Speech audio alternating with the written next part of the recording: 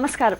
వేద సూచిత భక్తి బ్రాండ్ ఆవు నెయ్యి మరియు oils Omkaram powered by Kamadhenu ఆవు నెయ్యి కో ప్రెజెంటర్ సెల్ పాయింట్. ఈ కార్యక్రమానికి స్వాగతం. రమల శాస్త్రం అంటే పాచికల ద్వారా మీ జాతకపర సమస్యలకి పరిష్కారాన్ని అందించడానికి రమల శాస్త్ర ప్రావీణ్యులు ఆధ్యాత్మికవేత్త డాక్టర్ శ్రీ దేవిశ్రీ గురూజీ గారు మనతో ఉన్నారు. వారిని అడిగి మన సమస్యలన్నిటికీ కూడా చక్కటి పరిష్కారాలు తెలుసుకుందాం. నమస్తే గురూజీ. బ్రహ్మోస్మి. గురూజీ, ముందుగా ఈరోజు ఏం తెలియజేయబోతున్నారు? శ్రీ గురుభ్యో నమః. హరి ఓం. గురు బ్రహ్మ గురు విష్ణు గురుదేవో మహేశ్వరః. గురు సాక్షాత్ పరబ్రహ్మ తస్మై శ్రీ గురవే నమః. గురువే సర్వలోకానాం విషజే భవరోగిణాం నిదయే సర్వవిద్యానాం దక్షిణామూర్తయే నమః. ఆదిశేషాయ నమస్తుభ్యం అనంతఫలదాయకం. నమో అస్తు పద్మనాభాయ నాఘానాం పతయే నమః.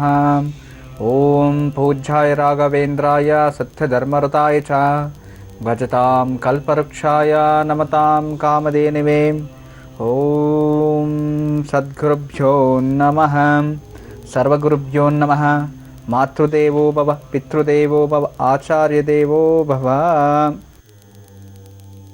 ఈరోజు గురువారం, పైగా పౌర్ణమి కూడా చాలా విశేషమైన రోజు. ఈరోజు విశేషాలు ఎక్కువే ఉన్నాయి. ఈరోజు ఓలీ పౌర్ణమి అని కూడా అంటారు. తర్వాత కామన పౌర్ణమి అని కూడా అంటారు. ఓలీ పౌర్ణమి, కామన పౌర్ణమి అంటే ఆ ఒక కామనలని, అంటే కామనాసురుడిని ఈశ్వరుడు సంహరించిన వలన అతను చనిపోయిన తర్వాత ఈ ఓలీ అనే దాన్ని వసంతోత్సవంగా జనాలు ఆచరించారు.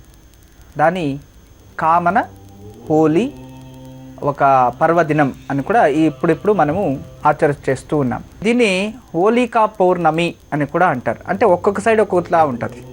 తెలంగాణ ఒక సైడ్ ఉంటుంది, రాయలసీమ ఒక తర పిలుస్తారు, తర్వాత ఆంధ్రలో ఒక, నార్త్ ఇండియన్స్ ఒక్కరోజు, అంటే ఇవన్నీ కూడా వేరే డిఫరెంట్గా చేసుకుంటూ ఉంటారు. వీటన్నిటికన్నా ఎక్కువ జైన్స్లో చాలామంది ఈ పౌర్ణమిని చాలా విశేషంగా ఆచరిస్తారన్నమాట.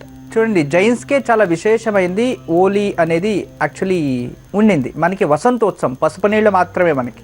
అయితే లైఫ్ ఈజ్ కలర్ఫుల్ అని ఎవరో పెద్దవారు గొప్పవారు చెప్పారు. అందువలన కలర్లు అన్నీ వేసుకుంటూ ఉంటారు. మీరు వేసుకోండి, నేను దానికి ఏం చెప్పను. అయితే ఎవరికి ఎవరు వేసుకోవాలని తెలుసుకోండి. ఈ ఓలీ పౌర్ణమి రోజు మీకు తెలుసో తెలీదో, ఎక్కడో నేను ఒక దీంట్లో చదివాను ఆర్టికల్లో. ఓలీ పౌర్ణమి రోజు శ్రీకృష్ణుడు గోపికలందరికీ కూడా ఓలీ ఆడేవాడంట. మహా అద్భుతం ఇది. అంటే ద్వాపర యుగం నుంచినే వచ్చింది ఇది. ఈ కలియుగంలో పుట్టినది కదా, అక్కడి నుంచినే వచ్చింది. అయితే ఇంకొక పురాణంలో ఏం చెప్తుందంటే, ఈ కామనాసురును సంహరించి మనకి ఇది వచ్చింది కదా, మనం పండగ చేసుకోవాలి అని వేసుకున్నారు. కామనాసురుడు అంటే ఎవరు?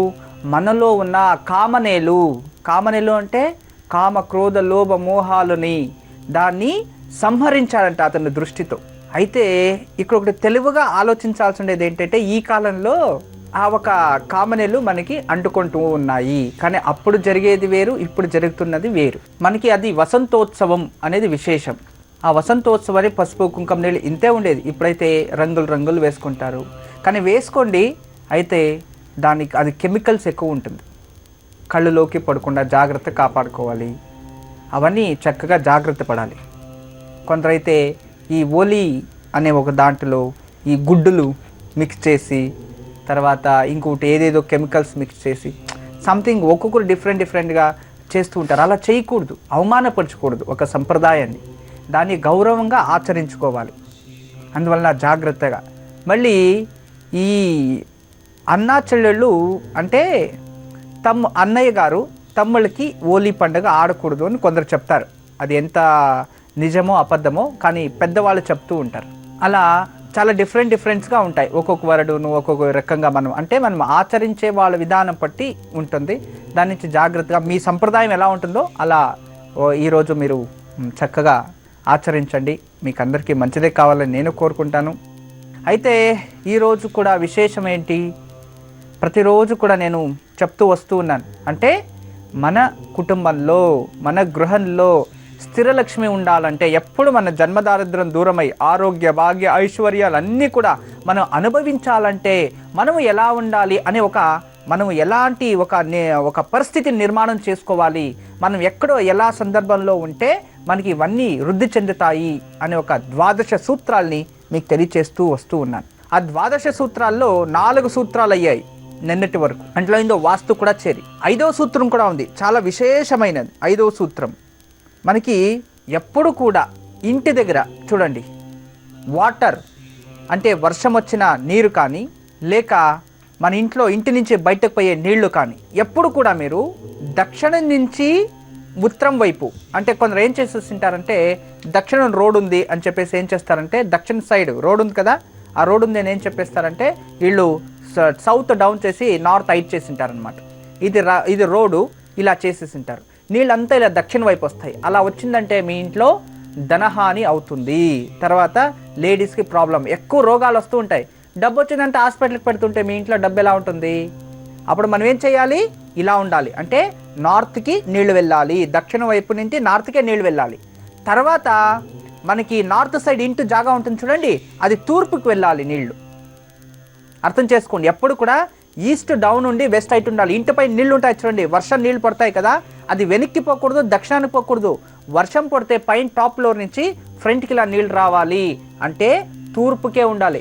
గురువుగారు మాది పశ్చిమ దిశ అండి, సింహద్వారము పశ్చిమ రోడ్డు, మేము ఎలా చేయాలంటే అప్పుడు మీది తూర్పుకే నీళ్ళు వెళ్ళాలి వెనక్కి. అంటే ఇక్కడ నేను ఏం చెప్తానంటే సైంటిఫిక్గా సూర్యుడు ఎక్కడ ఉదయిస్తుంటాడో ఆ సైడే నీళ్లు మనకి ఎగ్జిట్స్ కావాలి, అంటే వెళ్ళాలి అన్నమాట. అంటే పరమటి నుంచి తూర్పుకి మరియు దక్షిణ నుంచి ఉత్తరానికి వాటర్ రావాలి. ఇది పంచమ సూత్రం, గుర్తుంచుకోండి. అంటే మీరు ఇల్లు కట్టేవాళ్ళు, ఇంట్లో ఉండే ఆ పరిస్థితులు మీకే, ఇప్పుడు నేను చెప్తూ ఉంటే మీకే అబ్జర్వ్ చేస్తూ ఉంటారు, మీ వాస్తు ఎలా ఉంది, మా ఇంట్లో ఎలా ఉంది. ఇంకా ఇలాంటివి ఎన్ని సూత్రాలు ఉన్నాయి చూడండి, 5 సూత్రాలు చెప్పాను, ఇంకా 7 సూత్రాలు ఉన్నాయి. అంటే విశేషంగా మనకి జీవితంలో స్థిరలక్ష్మి మన ఇంట్లో ఉండాలి అంటే మనం కొన్ని పాటించాలి. అవును కదా, పాటిస్తేనే తెలుస్తుంది. ఈరోజు పాటించాలి అన్నప్పుడు తక్షణం మనకు వస్తుంది. ఇప్పుడు ఎలా పాటిస్తున్నారంటే, ఉదయం లేవగానే ఏం చేస్తారో లేదు, పేపర్ చదువుతారో లేదు, అమ్మా నాన్న కూతురు మాట్లాడిస్తారో లేదు, ఇలాంటి ఫస్ట్ వాట్సాప్ చెక్ చేసుకొని ఏముంది అన్నీ చూసుకొని తర్వాత నెక్స్ట్ స్టార్ట్ అవుతుంది. అదేంటో అంటే జనాలు పాటించాలంటే మనకు అవసరం లేనివన్నీ ఎక్కువ పాటిస్తున్నారు, అవసరం ఉండేవన్నీ మూఢనమ్మకాలను వదిలేస్తున్నారు. ఏం చేసేది? అందుకే నమ్మాలి ప్రతి ఒక్క దాన్ని, కానీ నమ్మకమే జీవితం. వాళ్ళెవరో చెప్పారంట, ఇండియన్స్ మీరు హిందువులు అంటారు, రాళ్ళకి మట్టికి వృక్షాలకి అన్నిళ్ళకి పూజించేసేదావా, అన్నీ పూజించేదనా మీరు? What is this? మీ కల్చర్ సర్లేదు, ఇది ఈ కల్చర్ మాకు నచ్చదు అని ఒక పెద్ద విద్వాంసుడు చర్చ చేశాడు. అప్పుడు ఒక గురువు ఎదురొచ్చి ఒక సామాన్య వ్యక్తి, గురువు కూడా కాదు సామాన్య వ్యక్తి చెప్పాడంట అతనికి, నాయనా నువ్వు మా హిందుత్వాన్ని నువ్వు ఇలా చెప్తున్నా కదా, మేము ఏంటి దేవుడు విగ్రహానికి పూజిస్తున్నారు, ఇక్కడ గురువుకి పూజిస్తున్నారు, చెట్టుకు పూజిస్తున్నారు, వృక్షంకి పూజిస్తున్నారు, అక్కడెక్కడైనా రాయి కనబడుతుంది దానికి కుంకుమ పెడితే దానికి నమస్కారం పెడుతున్నారే, మీది ఏం సంప్రదాయం అంటే దానిలో ఉన్న అర్థం నీకేం తెలుసు, చెప్తా చూడు అని చెప్తాడు అతను ఏం చెప్పాడు ఇప్పుడే వచ్చి తెలియచేస్తా, వెయిట్ చేస్తూ ఉండండి. కార్యక్రమానికి తిరిగి స్వాగతం. గురూజీ, మెదక్ జిల్లా నుంచి లవలిక కాలర్ లైన్లో ఉన్నారు, వారితో మాట్లాడదాం. నమస్తే అండి లవలిక్ గారు. నమస్తే అండి, ఎవరి గురించి తెలుసుకోవాలనుకుంటున్నారు? మా అన్నయ్య గురించి తెలుసుకోవాలనుకుంటున్నాను. తప్పకుండా అండి, మీ అన్నయ్య పేరు చెప్పండి. మా అన్నయ్య పేరు సోమేశ్వర్ అండి. సోమేశ్వర్. నక్షత్రం చెప్పండి. నక్షత్రం నాకు అంత తెలియదండి, డేట్ ఆఫ్ బర్త్ తెలుసండి. చెప్పండి, డేట్ ఆఫ్ బర్త్ చెప్పండి. అక్టోబర్ 22.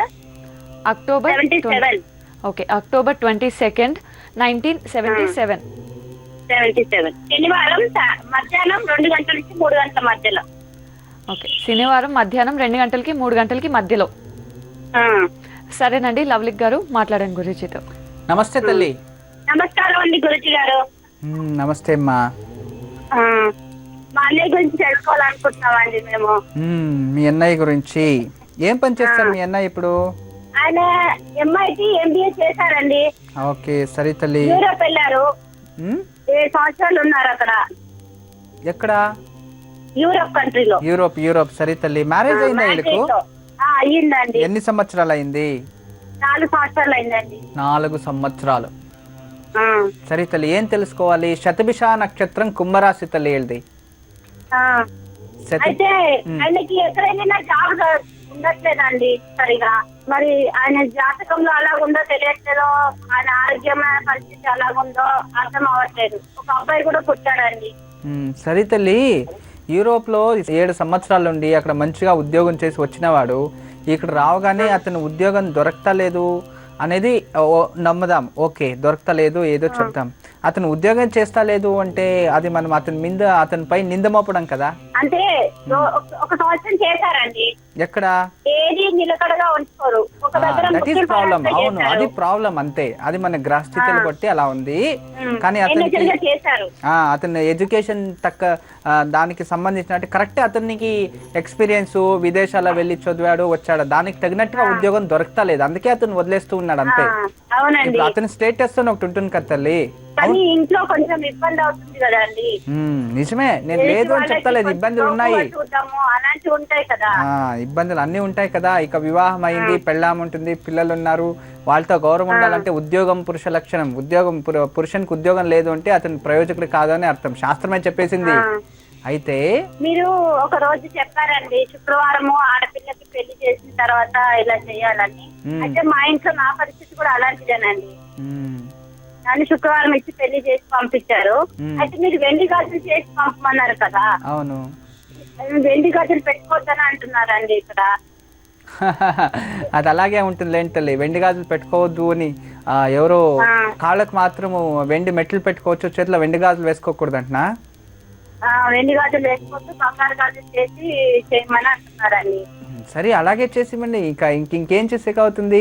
ఇక మనకి ఇప్పుడు నేను చెప్పాను వెండి అని, వీళ్ళు బంగారే అంటున్నారు. ఇక ఇప్పుడు మనము అది ఏంటో వాళ్ళ సంప్రదాయం నాకు అర్థమైతలేదు. వెండి గాజులు చేసుకోవచ్చు, ప్రాబ్లం లేదు. వెండి అనేది చంద్రుడు అన్నమాట. తర్వాత వెండిలో వచ్చి శివుడు ఉంటాడు, వెండిలో వచ్చి కుబేరుడు ఉంటాడు. బంగారం ఇచ్చిపోతే దరిద్రం పోయింది అంటారు, వెండిని ఇచ్చిపోతే అయ్యో లక్ష్మినే పోయింది అంటారు. అంటే వెండిని లక్ష్మికి పోలిస్తూ ఉంటే వెండే మనకి నెగిటివ్ అని చెప్పేస్తుంటే ఇంకొకరు దీన్ని ఎలా నమ్ముతారు తల్లి? కొంచెం మాట్లాడే వాళ్ళకన్నా తెలుసుకొని మాట్లాడాలి కదా. వేరే వాళ్ళు చెప్పేది వదిలేయండి, అదేదో చేయండి అమ్మా, మంచిదే తల్లి, అలాంటిది ఏం లేదు. ఎండివి పట్టాలు వేసుకోవచ్చు కాళ్ళకి, చేతులు గాజులు వేసుకోకూడదా?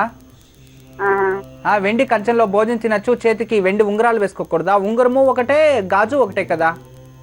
అంటే ఇక్కడ సైడ్ భర్త చనిపోయిన వాళ్ళే వెండి గాజులు. అవి అబద్ధం తల్లి, భర్త చనిపోయిన వాళ్ళు చెప్తా నిన్నండి, అసలు గాజులే వేసుకోకూడదు. అది సంప్రదాయం ఉండేది. ఒంటి గాజు వేసుకుంటారు, ఒకే గాజు. ఒంటి గాజు విధవరాలు వేసుకునేది ఒంటి గాజు. 2 చేతులకి 2 వేసుకోకూడదు. ఎప్పుడు అంటే మనం ప్రతి ఒక్కరు 2 గాజులు వేసుకుంటాం. భర్త చనిపోయిన వారు ఒంటి గాజు మాత్రమే ఉంటుంది. వాళ్ళు 2 గాజులు డజన్లు వేసుకోరు, ఒకే గాజు అన్నమాట. అది గాజు కావచ్చు, లేక వెండిది కావచ్చు, ఇత్తడిది కావచ్చు, బంగారుది కావచ్చు, సింగిల్ ఉంటుంది. వివాహం భర్త ఉన్న వారు 2 ఉంటాయి. అది సంప్రదాయం, ఒరిజినల్ సంప్రదాయం. ఇక్కడ తెలిసిన వారెవరో తెలియని వారెవరో నాకు అర్థమైతలేదు. ఉన్ని తల్లి, ఇప్పుడు మీ అన్నయ్య గురించి మీరు ఉద్యోగం కావాలి, మంచి అభివృద్ధి కావాలని మీరు ప్రశ్న పెట్టారు. ఖచ్చితంగా మంచిది అవుతుంది. నేను కొన్ని పరిహారాలు చెప్తాను, రాసుకోండి. ఇతనిది శతభిష నక్షత్రం కుంభరాశి. ప్రజెంట్ అయితే ఇతనికి జన్మజాతకంలో నడుస్తున్న దోషాలు అంటే ఇతనికి దశాభుక్తి అంత మంచిగా లేదు. 2012 నుండి అంటే 2011-12 నుంచినే ఇంతకు మంచిగా లేదు. 2010 నుండి స్టార్ట్ అయింది. 2010 నుండి ఇంకా 2 సంవత్సరాలు అంత మంచిగా లేదు. ఈ 2 సంవత్సరాలు 2007 నుండి రాజయోగం స్టార్ట్ అవుతుందని. అంతవరకు జన్మజాతకంలో ఉన్న దశమస్థానాధిపతి కుజుడు రాహుతో ఉండేదానివల్ల ఇలా అవుతూ ఉంది. అందువలన ఈ కుజరాహు సంధి శాంతి కానీ, లేదో ప్రతి మంగళవారం సుబ్రహ్మణ్య స్వామి దేవాలయంలో ఒక 16 వారాలుగా పాలాభిషేకం ఇచ్చి ప్రతిరోజు దుర్గాదేవి దేవాలయం వెళ్ళి దుర్గాదేవిని దర్శించుకుంటూ ఉంటే మంచి ఉద్యోగం దొరుకుతుంది, ఆరోగ్యంలో ప్రగతిని అవుతుంది, తర్వాత కుటుంబంలో ప్రశాంతత కూడా వస్తుంది తల్లి. 2 పరిహారాలు చక్కటిగా చెప్పాను. చక్కగా నేను చేసినట్టయితే ఖచ్చితంగా వాళ్ళకి ఉద్యోగం త్వరలోనే వస్తుంది తల్లి. ఎప్పుడు మా ఆశీస్సులు ఉంటాయమ్మా. నమస్తే.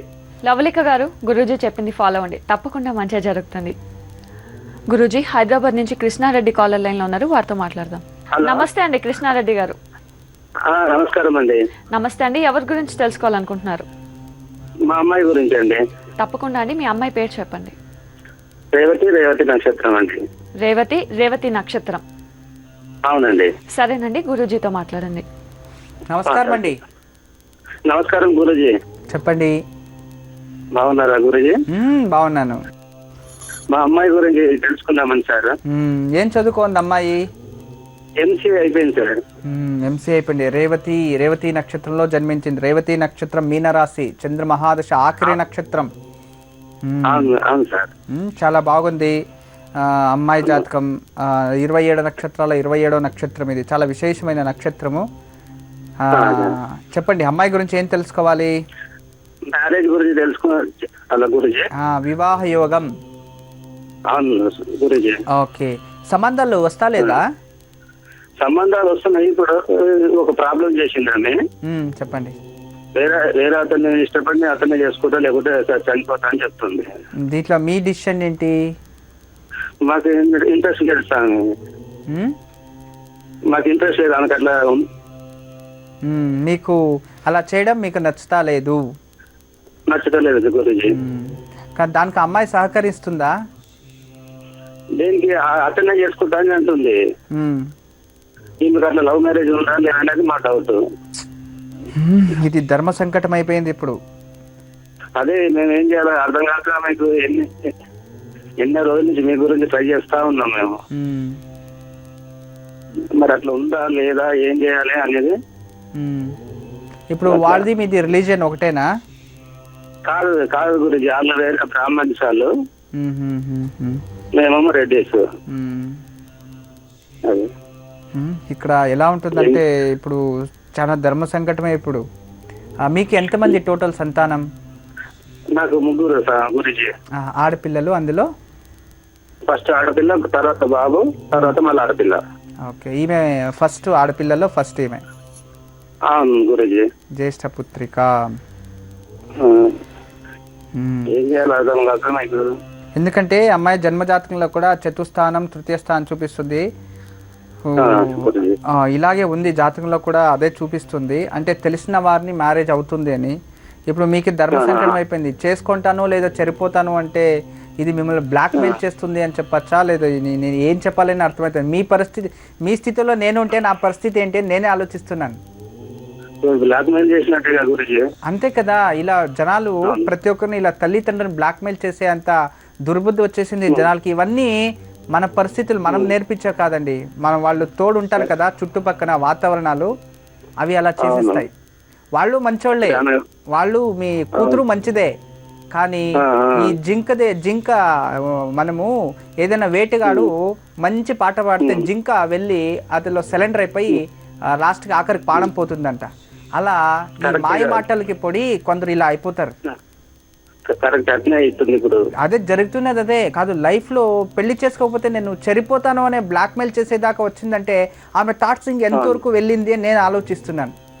ఎందుకంటే మీరు చిన్న వయసు నుంచి అంత కష్టపడి పెంచి ఇవన్నీ చేసి తల్లిదండ్రికి ఇలా మోసం చేయాలని వాళ్ళకి ఎందుకు వస్తుందో అలా ఇంకా ఉన్నాయి. ఒకసారి మీ అమ్మాయిని ఒక మంచి ఒక సైకియాట్రిస్ట్ దగ్గరికి వెళ్ళి లేదా ఒక డాక్టర్ దగ్గర తీసుకెళ్ళి కన్సల్ట్ చేయించండి. ఫస్ట్ ఆమె ఎందుకు ఇలా మాట్లాడుతుంది అనేది నేను పరిహారాలు పండిస్తాను, అది చేయండి. లాస్ట్కి వాళ్ళు ఒప్పుకపోతే మ్యారేజ్ చేసేయండి. ఎందుకంటే జన్మజాతకంలో తెలిసిందే అబ్బాయినే చేసుకుంటాను అని కూడా ఉంది. మనం ఏం పరిహారాలు చేసుకున్నా అకస్మాత్ నేను ఎందుకంటే జనరల్ ప్రతిరోజు మా దగ్గర వందలాది మంది వస్తూ ఉంటారు ఇలాంటి కేసెస్తో. మా రీసెర్చ్ వల్ల మేము చాలా మాకు తెలిసినది ఏంటంటే ఫస్ట్ ఇలా మనం ఏం చేస్తామంటే కష్టపడి ఆమెని ఎలాగో మార్చి పెళ్లి చేస్తాము. తర్వాత ఆ భర్త కావాల్సిగానే ఈమె డివోర్స్ ఇచ్చేసి తర్వాత ఇతనితో సంసారం చేస్తూ ఉంది. ఇలాంటివి చాలా జరుగుతూ ఉన్నాయి. జాతకంలో వచ్చి తెలిసిందే అబ్బాయిని పెళ్లి చేసుకుంటుంది అనే చూపిస్తుంది. మీరు అమ్మాయిని కౌన్సిలింగ్ చేసి అబ్బాయి మంచివాడైతే మీరు వివాహం చేసేయండి. బాధపడకండి గురుగారు ఏంటి ఇలా చెప్పేశారని. కానీ మనము ఒక జీవితాన్ని చూడాలి. మీ పరిస్థితుల్లో నేనుంటే కూడా నాకు అదే పరిస్థితి. ధర్మ ప్రశ్న అనేది మీరు అమ్మాయిని కౌన్సిలింగ్ చేసి తర్వాత ఒక 6 months వదిలేసి ఈ జూన్ తర్వాత వివాహానికి ప్రయత్నించండి. అంతవరకు మీరు మా అమ్మాయికి మంచి బుద్ధి రావాలి, ఫస్ట్ మేము చెప్పినట్టు వినాలి అనే సంకల్పం చేసి ప్రతిరోజు ఉదయం ఈ రావి చెట్టు మొదల్లో నెయ్యి దీపం వెలిగించి రండి. ఒక 64 రోజులు చక్కగా చేయండి. తర్వాత ప్రతి మంగళవారం దుర్గాదేవి దేవాలయం వెళ్ళి ఒక నిమ్మ పండులో కోసి దాన్ని 2 ఒప్పులు చేసి దాన్ని వెనక్కి తిప్పి అందులో వేప నూనెతో దీపం వెలిగించి సంకల్పం చేయండి ఒక 16 వారాలు.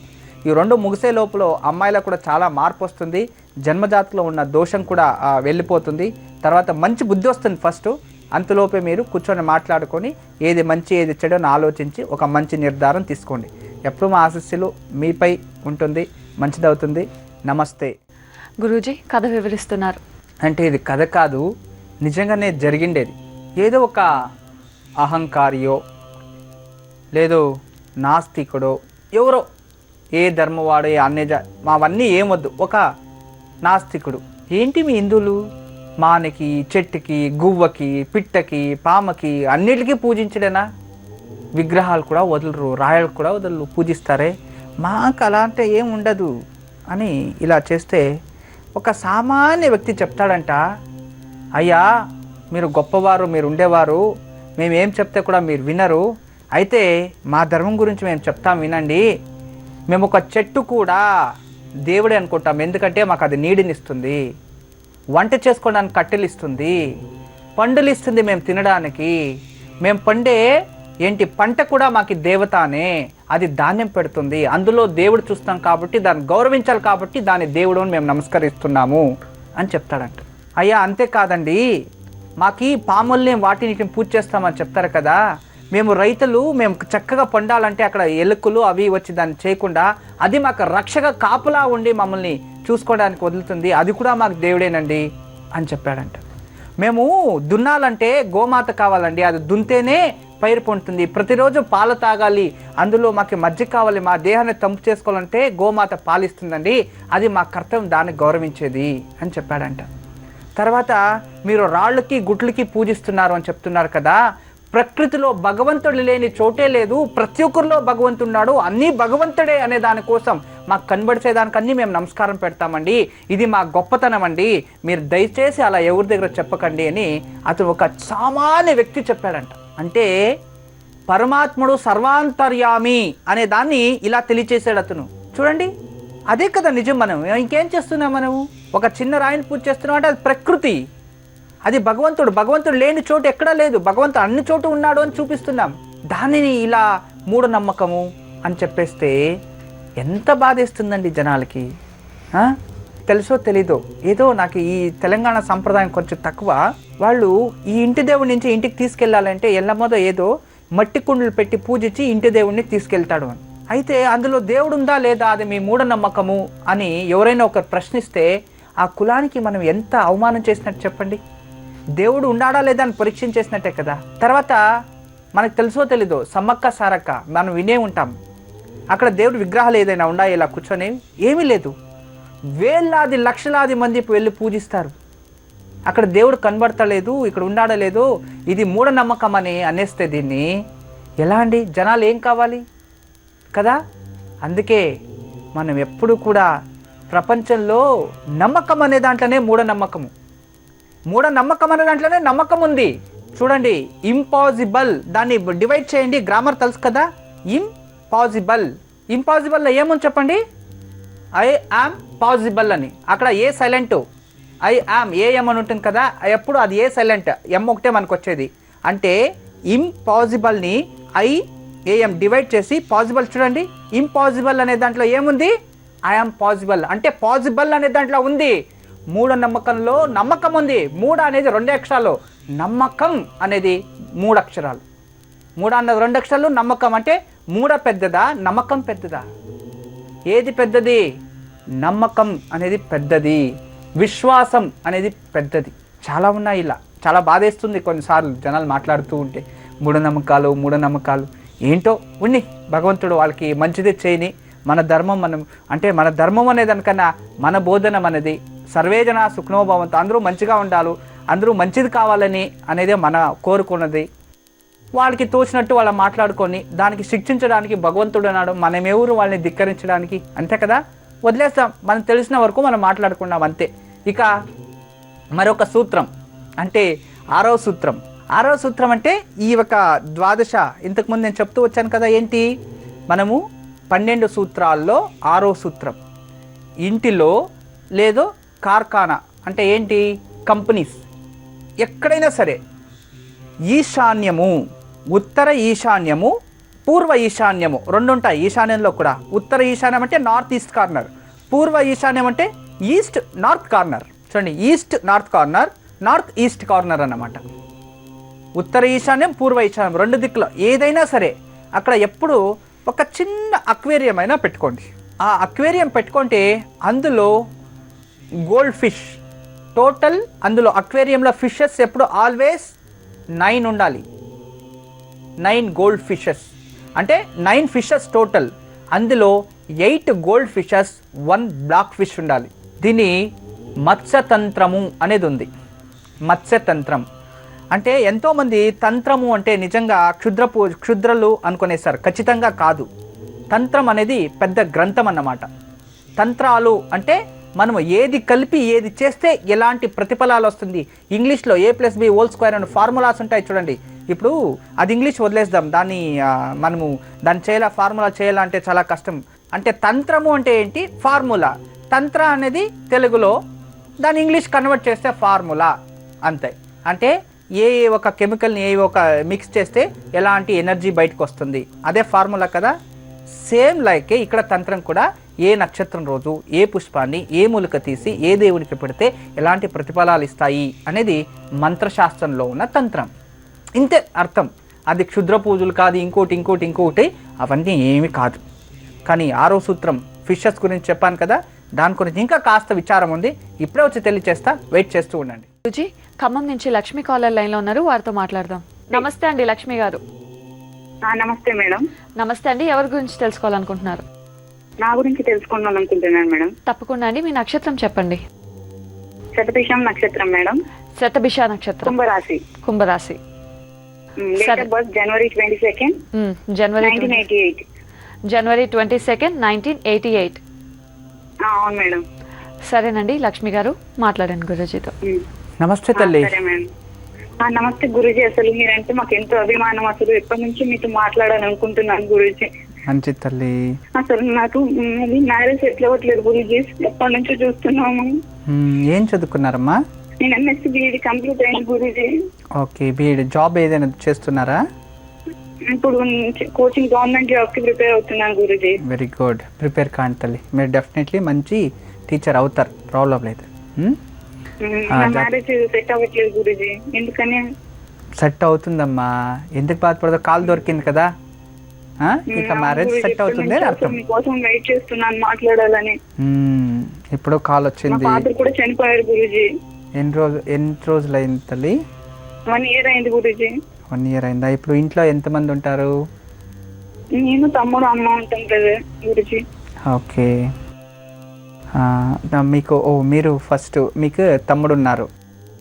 అవును గురూజీ. ఓకే, సరే తల్లి. తమ్ముడు ఏం చేస్తుంటాడు? తమ్ముడు చదువుకుంటున్నాడు గురూజీ, MBA. నాన్న ఏం పని చేసేవారు? అంటే హెడ్ మాస్టర్ చేసి రిటైర్ అయ్యారు గురూజీ. ఓకే, సరే తల్లి. శతభిష నక్షత్రం కుంభరాశిలో జన్మించారు. జన్మజాతకం 3వ అంటే లగ్నహోర. ఇప్పటికీ ప్రశ్నశాస్త్రం కుజదోషం కనబడుతుందమ్మా, కుజదోషం ఉంది. ఇప్పుడు మీరున్నారు కదా ఇల్లు, ఆ ఇంటికి వచ్చి ఎన్ని సంవత్సరాలు అయింది?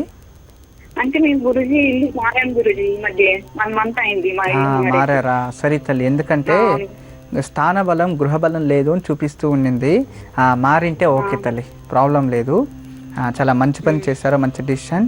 మీరు ఒక చిన్న పరిహారం చెప్తాను తల్లి. ద్వితీయ పుత్రుడు అంటే 2వ సంతానం మీ ఇంటి నుంచి తూర్పు నుంచి వస్తాడు అబ్బాయి, తూర్పు దిశ నుంచే వస్తారు. సరే ఈసారి మీకు ఉద్యోగాలు కాల్ఫర్ అయితే మీరు ఎగ్జామ్స్ తీసుకోండి, ఖచ్చితంగా మీకు గవర్నమెంట్ ఉద్యోగం ఉంది, జాతకంలో చూపిస్తూ ఉంది.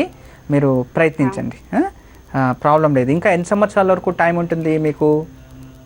అంటే నాకు ఇప్పుడు 88 గురూజీ నా డేట్ ఆఫ్ బర్త్. సరే తల్లి, మీరు ఒక 9 రోజులు తెల్ల జిల్లేడు చెట్టు తెలుసు కదా, తెల్ల జిల్లేడు చెట్టుని ప్రతిరోజు ఉదయం 4 నుండి 5 గంటల లోపే మీరు ఎక్కడైనా దేవాలయం దగ్గర ఉన్న తెల్ల జిల్లేడు చెట్టుకి పసుపు నీళ్లు పోసి నైదీపం వెలిగించి 9 ప్రదక్షిణలు వేయాలి.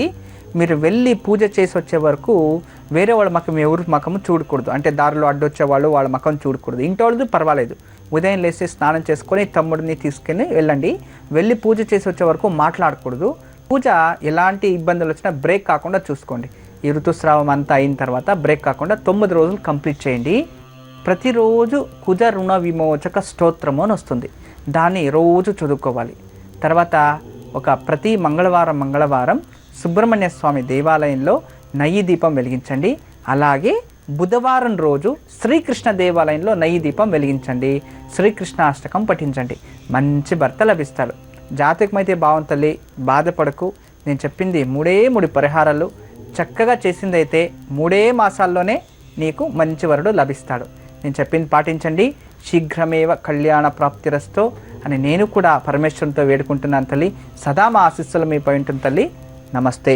లక్ష్మి గారు విన్నారు కదండి, గురూజీ చెప్పింది పాటించండి, తప్పకుండా మంచి జరుగుతుంది. గురూజీ 6వ సూత్రం వివరిస్తున్నారు. అంటే ఫిషెస్, విశేషంగా అక్వేరియంలో ఫిషెస్ పెట్టుకోవాలి. ఆ ఫిషెస్ని మనం ఏం చేస్తున్నామంటే గోళాకారంగా పెడతారు, ట్యాంక్ పెట్టుకోవచ్చు. ఎప్పుడైతే ఈ స్క్వేర్ ఆకారంగా పెట్టింటారో దాన్నైతే మీరు పర్టికులర్ ఈ వాల్ ఉంటుంది చూడండి, అంటే నార్త్ ఈస్ట్ కార్నర్ వాల్, ఆ వాల్కి అంటే నార్త్ వాల్కే పెట్టాలి. మీరు ఈస్ట్ వాల్కి పెట్టకూడదు. ఈస్ట్ వాల్కి ఎందుకు పెట్టకూడదు అంటే ఒక తొట్టి మనం ఉంటుంది కదా, దాని షేపు ఉత్తరం దక్షిణం పెరిగి ఉంటుంది, పూర్వం పశ్చిమం లెంత్ ఉంటుంది కదా, అది తగ్గి ఉంటుంది. ఎప్పుడు కూడా ట్యాంక్ మనం పెడితే అది తూర్పు మరియు పరమట లెంత్ ఉండాలి, గుర్తుంచుకోండి. సౌత్ మరియు నార్త్ ఆ విడుతుంటుంది కదా, అది తగ్గి ఉండాలి. అలానే ట్యాంక్ పెట్టాలి. అది చిన్నది కానీ పెద్దది కానీ. మీరేం చేయాలి, 9 గోల్డ్ ఫిష్ వేసి 1 బ్లాక్ ఫిష్ అందులో వేయండి. అంటే 9 గోల్డ్ ఫిషెస్, మనకి ఎర్రటి చేపలు మీకు తెలిసే ఉంటాయి. దాన్ని అలా వేసేసి అలాగే ఉంటే చాలు. దానికి ఆక్సిజన్ ఏదో ఇస్తూ ఉండాలి, ఫుడ్, దాన్ని వెజిటేరియన్, దానికి ఫుడ్ వస్తుంది, సీ ఫుడ్స్ అని. దానికి రోజుకి ఇంతే వేసేది, దాన్ని తెలుసుకొని కరెక్ట్గా వేయండి. ఎంతోమంది మీరు చూసింటారో లేదో, పెద్ద పెద్ద అంగళ్ళలో పెద్ద వీటిలో ఆ ఫిషెస్ని పెట్టింటారు. మీకు తెలుసో తెలీదో, ఒకసారి నేను ఒక కోస్టల్ ఏరియా సైడ్ వెళ్ళాను. వాళ్ళు బ్రాహ్మిన్సే. కోస్టల్ ఏరియా సైడ్ అంటే సముద్రపు తీరపు ఉన్న బ్రాహ్మిన్స్. సరే, ఏదో ఫంక్షన్కి వెళ్ళి అక్కడ రమ్మన్నారు, వెళ్ళాను. తర్వాత ఆ రోజు వాళ్ళ ఇంట్లో ఏదో ఫంక్షన్, విందు భోజనం, అందరూ కూర్చో ఉన్నారు. నేను టేబుల్ పైన కూర్చోన్నా. నేను భోజనం చేయను, ఎక్కడ తినను, అసలు భోజనమే వదిలేండి, అలాగే బతికేస్తాను నేను గాలి పీల్చుకొని. నేను కూర్చోనున్నా. అంటే స్మెల్ అనమాట. ఆ కోస్టల్ ఏరియా అంటే మామూలు స్మెల్ ఉంటుంది కదా, అలాంటిది. సరే కూర్చోన్నా. వాళ్ళు ఆ పక్కంతా కూర్చున్నారు, ఈ పక్కంతా నాతో వచ్చిన సెక్యూరిటీసు వాళ్ళు వీళ్ళు అంతా కూర్చున్నారు, భక్తులను కూర్చున్నారు. వాళ్ళు ఆవకాయ, అది ఆవకాయ కాదు, అది ఫస్ట్ స్వీటు ఉప్పు అనేది. అది నాకెందుకు డౌట్ వచ్చింది, ఏంటండి రా అంటే ఏంటి అందులో ఆకులో మీరు పెడుతున్నారు కదంటే, ఇదా గురుగారు చేపలది ఆవకాయ అన్నారు. ఏంటి నాకు అర్థం కాలేదు. ఫిషెస్లోనే దాన్ని చిన్న ఫిషెస్, దాన్ని మనం ఆవకాయ ఎలా చేసింటారు అలా ఫిషెస్లో చేసింటారు. ఇప్పుడు దాన్ని ఫిష్ పిక్కల్ అంటాం. దాని తెలుగులో ఏమంటారు నాకు తెలియదండి నిజంగా. నాన్ వెజ్ పిక్కల్ అనొచ్చు. అది వాళ్ళు బ్రాహ్మిన్సే, బట్ అది కామన్. నేను అడిగాను, దయచేసి దాన్ని తీసేయండి, అస్సలు ఆకులే మార్చేయండి ఇమ్మీడియట్, లేదు అంటే ఇక్కడ ఏదో అయిపోతుంది, దీనికి పెద్ద కారణం ఉంది, దానికి నేను వెళ్ళాను. వాళ్ళు ఇమ్మీడియట్ ఆకులు మార్చేశారు. వాళ్ళకి అందరు ఇలాగే చూస్తూ ఉన్నారు. ఆ నిజం నేను చెప్తే వాళ్ళు ఎవరు భోజనం తినరు, మొదలే ఆకలిగా ఉన్నారు. ధర్మ సంకటం నాది అక్కడ పరిస్థితి. ఏం చేయాలి, నోరు మూసుకొని కూర్చోన్నా. వాళ్ళని పిలిచాను, ఏంటండి మీరు బ్రాహ్మిన్స్ అయ్యి మీరు ఇవన్నీ చేయొచ్చు? అయ్యో ఇవి ఇక్కడ అవన్నీ కామన్ అండి, మేము ఇది మాత్రమే, వేరే ఇంకేం ముట్టమండి, ఎగ్ కూడా అసలు మేము తాకమండి, మేము ఇదే మాకు చిన్న మొదలు నుంచి మా తాత ముత్తాత మేము ఇది వాడతాం, ఇది కామన్ కదా, ఇది దీన్ని జలపుష్పాలు అంటారండి అనేసారు. నేను షాక్ అయిపోయాను. ఏంటండి ఇది జలపుష్పాలు అంటే, ఇది పుష్పాలు అయితే దీనికి జీవం ఉంది కదా అంటే, అవునండి పుష్పాలు కూడా జీవాలు ఉంటాయి కదండి అన్నారు. నేను ఒక నిమిషం ఆలోచించాను, వీళ్ళకి ఏం ఆన్సర్ ఇవ్వాలప్ప అని.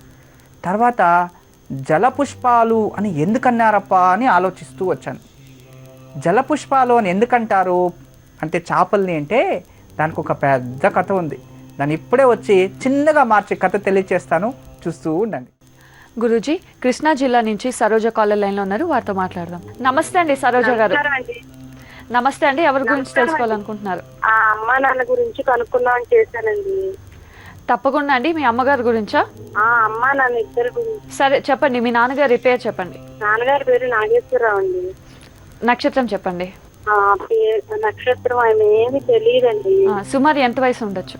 63 సంవత్సరాలండి. సరేనండి, సరోజ గారు మాట్లాడండి గురుజీతో. నమస్కారం అండి. నమస్కారం అండి గురూజీ, మీకు పాదాలు వందనాలండి. మా ఆశీస్సులు ఎప్పుడూ ఉంటాయి తల్లి. ఆ సమస్య గురించి కాకుండా అసలు మిమ్మల్ని అభినందించడానికైనా నాకు కాలు దొరికితే చాలు అనుకుని దేవుని ఎన్నో సార్లు నమస్కరించుకున్నా అండి. సరే తల్లి, ఈరోజు చూడండి, మీరు దేవుడి దగ్గర సంకల్పం చేసిన కాల్ వచ్చింది అంతే. అవునండి, మీరే సాక్షాత్ దైవజ్ఞులండి. దివి నుండి వచ్చిన మా కోసం వచ్చిన స్వామివారండి మీరు. నేను దేవుడు కాదు తల్లి, నేను మీలాంటి మనిషివాడే. నేను దేవుడు నమ్ముకున్నా అంతే. అమ్మకి నాన్నకి ఎప్పుడు గొడవలండి.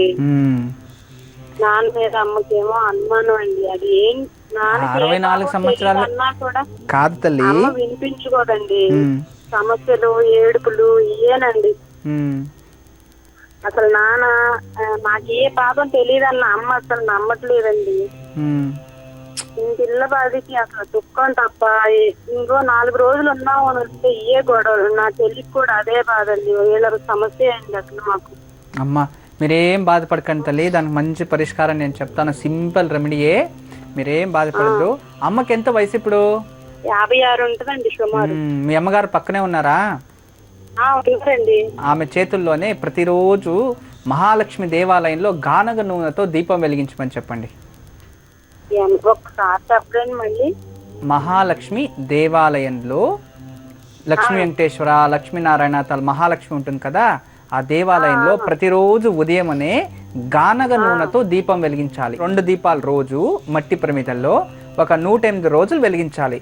ఇలా చక్కగా చేసింది అయితే ఆ అనుమానం రోగాలన్నీ దూరం అయిపోతాయి. వాళ్ళిద్దరిలో సఖ్యత వస్తుంది. ఒకటి. రెండోది భాగం, మంచి సైకాటిస్ట్ డాక్టర్ ఉంటే వాళ్ళ దగ్గర తీసుకెళ్ళి మీ అమ్మగారిని అట్లా కూర్చోబెట్టండి. ఎందుకంటే అనుమానం పెద్ద రోగం అంట. అది వచ్చిన తర్వాత అది వెళ్ళదు. అది ఏం చేసినా దానికి మంచి డాక్టర్స్ అన్నా కావాలి, లేదా మాతోటన్నా ఒక 1/2 అవర్ ముందు కూర్చోవాలి, లేదో అది వెళ్ళదు. అందువలన మీరు చక్కగా మీరు అది చేయించండి తల్లి, వేరే ఇంకేమీ అవసరం లేదమ్మా. మంచిది తల్లి, అమ్మా నాన్నకు మంచిది కావాలి, ఇక మీకు సర్వదా మా రక్ష ఉంటుంది తల్లి. నమస్తే అమ్మా. సరోజ గారు, గురూజీ చెప్పింది పాటించండి, తప్పకుండా మంచి జరుగుతుంది. గురూజీ కథ వివరిస్తున్నారు. కథ వివరిస్తున్నాను, కానీ యోగక్షేమం కూడా తెలియచేయాలి. జలపుష్పాలు అంటే ఏంటి, అవి ఎలా ఉంటాయి, జలపుష్పాలని అనేసి మనము ఈ ఒక మత్స్యలు అంటే చేపలనే జలపుష్పాలు అంటారా, లేక జలంలోపు వచ్చేవి పుష్పాలు అంటామా, జలపుష్పాలని అని వీటిని వస్తే కమల పుష్పాలని ఇంక ఏమన్నాలో అనేది రేపు వచ్చి నేను తెలియచేస్తాను. ఇప్పుడు చక్కగా మీరు ఈనాటి యోగక్షేమం రాసుకోండి. ఈరోజు విశేషంగా యోగక్షేమం పౌర్ణమి కదా, గురువారం వేరే వచ్చేసింది. ఈరోజు మీరందరూ కూడా సత్యనారాయణ స్వామియ నమస్కారం చేసుకోవాలి. సత్యనారాయణ స్వామి ఇంట్లో ఫోటోనో విగ్రహం ఉంటుంది, లేదా ఎక్కడైనా సామూహికంగా ఏదైనా అవుతుంది. కానీ ఈరోజు విశేషం అంటే గురువార పౌర్ణమి చాలా విశేషం. జీవితంలో జన్మదారిద్రనే దూరం పెట్టేస్తుంది గురువారం పౌర్ణమి వచ్చింది అంటే. నిజంగా అంతేకాదు, ఈరోజు తులసి మొక్కని కానీ దానిమ్మ మొక్కని కానీ ఇంట్లో తెచ్చి పెట్టుకుంటే సర్వదా లక్ష్మి అవుతుంది కూడా నీకు తంత్రం చెప్తుంది. అంటే గురువార పౌర్ణమి మూలికలు చాలా మంచిది. గురువార పౌర్ణమి, గురువార పుష్య నక్షత్రం చాలా విశేషం. దాన్ని ఎవరైనా తెచ్చుకునేటైతే తెచ్చుకోండి. ఒకటి. ఈరోజు యోగక్షేమం అయితే సత్యనారాయణ స్వామికి ఈరోజు యథాశక్తి పూజించి, యథాశక్తి పుష్పాలతో అర్చించి, మీరు ఒక పెసరుపప్పు తెలుసు కదా, వాటిని నానబెట్టి అందులో ప్రసాదం చేసి దేవుడికి రాగి పాత్ర అంటే చిన్నది రాగి తెలుసు కదా, రాగి పాత్ర కావచ్చు, పెద్దది కావచ్చు, చిన్నదైనా సరే రాగి పాత్రలో పెట్టి దేవుడికి నైవేద్యం చేయాలి. చేసిన తర్వాత ఆ ప్రసాదాన్ని అందరికీ పంచిపెట్టి, మీరు ఎప్పుడైతే నదీ తీరానికి వెళ్తారో, ఎక్కడైనా నదీలకు వెళ్తారు కదా, ప్రవహించే వాటర్ అంటే అది ఏటి కావచ్చు, మండి ఏటి కావచ్చు, ఏదైనా గుంత కావచ్చు, కాలు కావచ్చు, నీళ్లు వెళ్తూ ఉండాలి ఎప్పుడు. అలాంటి ఏటిలో కావచ్చు, నదిలో కావచ్చు, ఆ రాగి పాత్రని వదిలేస్తే జీవితాంతరం దారిద్రం అనేది రాదు. చూడండి, అప్పుడు మీరు వదిలేటప్పుడు కాస్త పెసరపప్పు అందులో పెట్టి వదిలేయాలి. దానిపైన ప్లేట్ మూసి వదిలేయాలి, అలాగే వదలకూడదు. అలా మీరు చేసిందే అయితే జన్మదారిద్రం దూరమయ్యి స్వచ్ఛంగా అభివృద్ధి అన్ని రకాల మంచిది నియమాలు వస్తాయి.